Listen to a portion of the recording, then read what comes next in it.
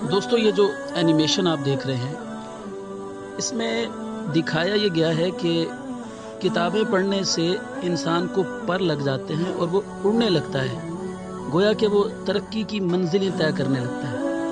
یہ بالکل حقیقت ہے کہ جس شخص کو مطالعے کی عادت ہوتی ہے نا، اچھی کتابیں وہ پڑھتا ہے تو اس کا ذہن اتنا ہی کھلتا چلا جاتا ہے، اس کے خیالات میں وسعت آتی جاتی ہے، اس کی سوچنے سمجھنے کی صلاحیت بڑھ جاتی ہے، اس کی بصیرت میں اضافہ ہو جاتا ہے، اس کی قوت فیصلہ جو ہے وہ مضبوط ہونے لگتی ہے اور الفاظ کا ذخیرہ وہ اس کا وسیع ہونے لگتا ہے۔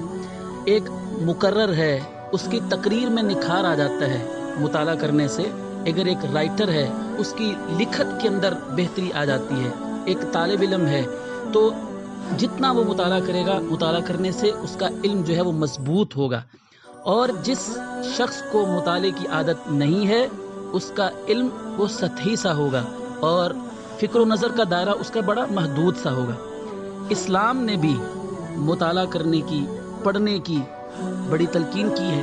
اس کا اندازہ آپ اس بات سے لگا لیجئے کہ اللہ تعالیٰ نے ہمارے پیارے نبی صلی اللہ علیہ وسلم پر جو پہلی وحی اتاری اس کا آغاز ہی اقرا سے کیا، یعنی پڑھیے۔